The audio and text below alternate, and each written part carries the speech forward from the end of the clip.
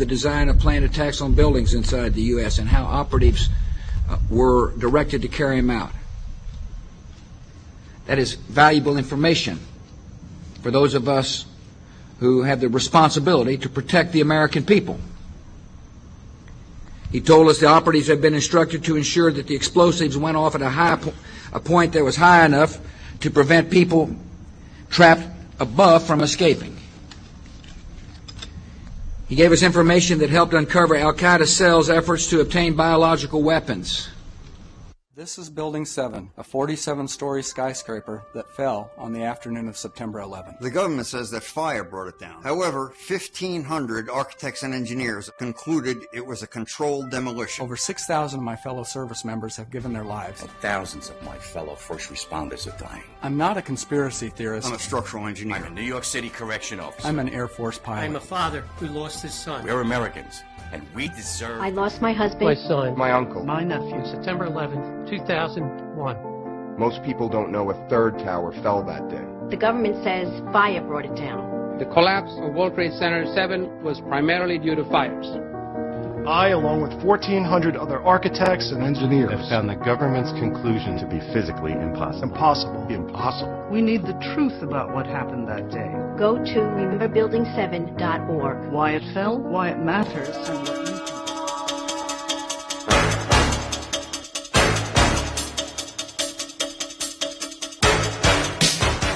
The name Amenemhat means Amen is the head. Besides Pharaoh Amenemhat and biblical Abraham living in the same place at the same time, is there any other evidence connecting biblical Abraham to Pharaoh Amenemhat I?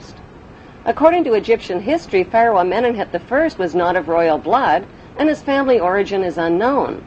Egyptology experts believe he seized the throne of Egypt after murdering Pharaoh Mentuhotep.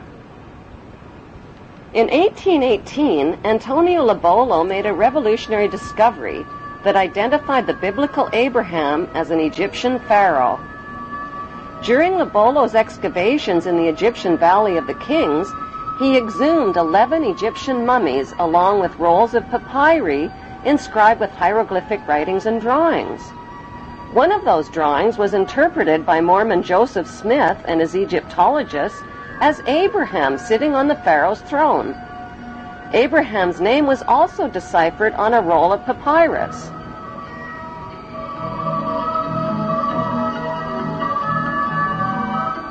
Joseph Smith published his controversial findings in the Book of Abraham in 1842 and was murdered 2 years later. Today, the only Egyptian pyramid tomb forbidden to the public is the tomb of Pharaoh Amenemhat I, who many researchers now believe is the biblical Abraham. Why have Egyptologists never found the remains of Pharaoh Amenemhat I or of biblical Abraham?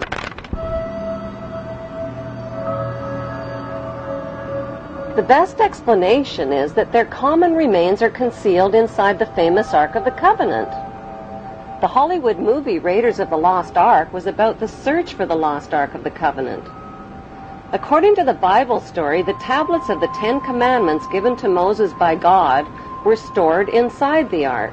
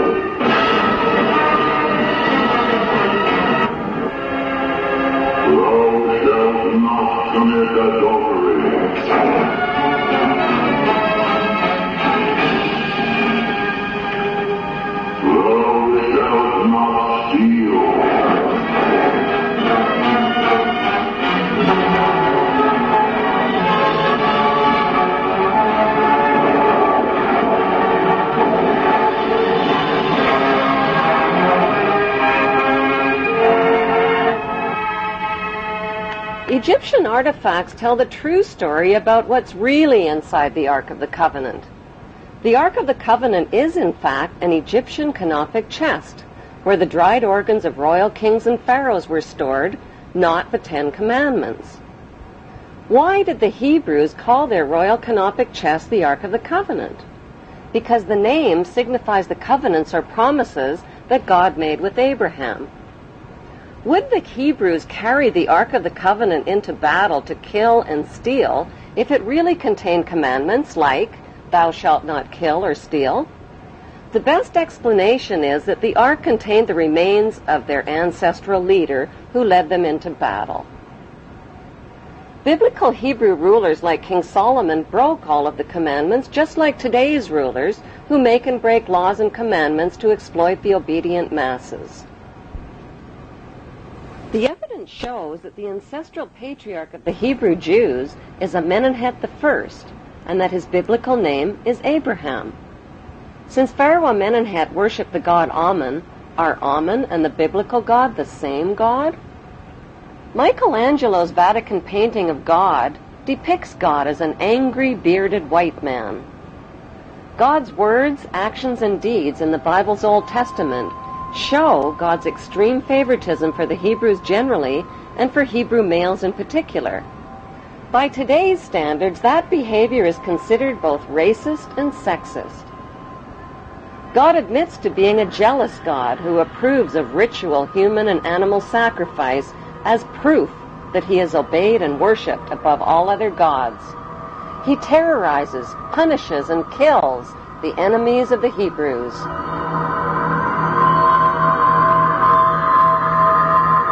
He uses his godly power to kill Egyptian children and spread plagues, famines, pestilence, and darkness.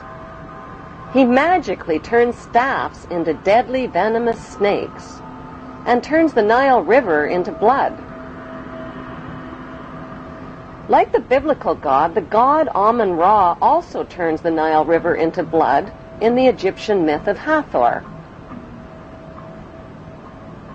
The Bible God's opinion of humanity is that all human beings are sinful children who are all born into sin. Since his words and deeds describe an angry, violent, and jealous God, are the biblical God and the ancient Egyptian god Amun, whose name is repeated over and over in the Bible, one and the same God? What is an Egyptian pyramid and the eye of the Egyptian god Horus doing on the American $1 bill? Why have Washington, London, and the Vatican erected towering obelisk monuments honoring the pagan Egyptian god Amun-Ra? In the next Bible episode, Abraham's son Isaac, who Abraham almost stabbed to death, grows up to father twin boys named Jacob and Esau. A murderous rivalry develops between the twins, and Jacob flees to a place known today as Bethel in Israel. He lays his head down to rest on a large, smooth stone and dreams of a stairway reaching to heaven like a ladder. The stairway in Jacob's dream describes the step pyramids built by Egyptian pharaohs like ladders reaching to heaven.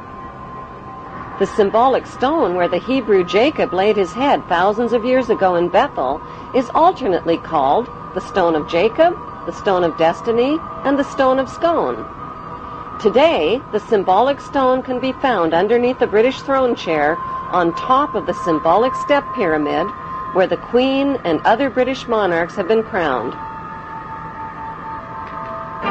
The battered oak coronation throne, on which every English monarch has been crowned, is built over the Stone of Scone.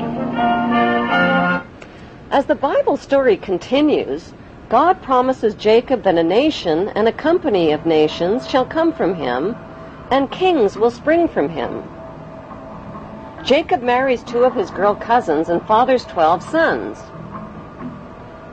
As Jacob ages, Joseph becomes his favorite son, and Dan becomes his venomous son.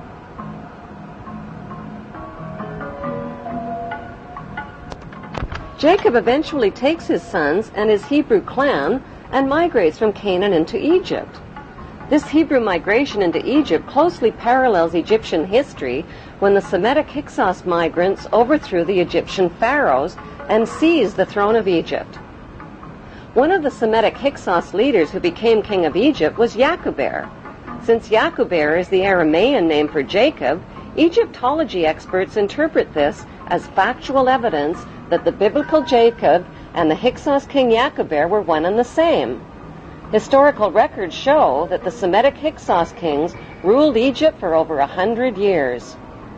The Egyptian people rebelled against these Semitic kings and pushed them into northern Egypt.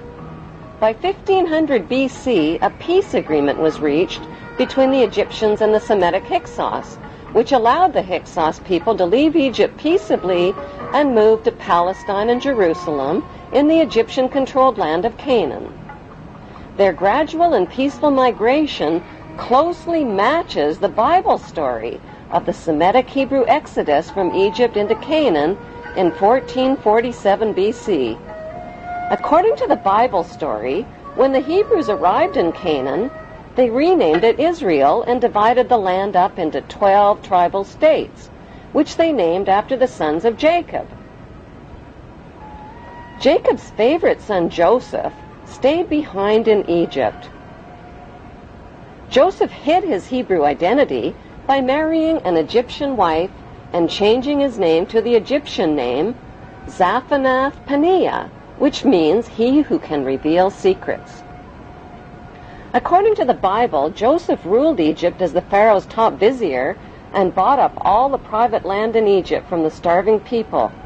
Then he taxed them out of 1/5 of their income. Was Joseph the chief vizier of Pharaoh and Moses, who negotiated the peace agreement allowing the Semitic Hebrew Hyksos people to settle in the Egyptian-controlled land of Canaan? The Hebrew connection to the Egyptian pharaohs is further revealed in the biblical story of Moses. Many years ago, in a land called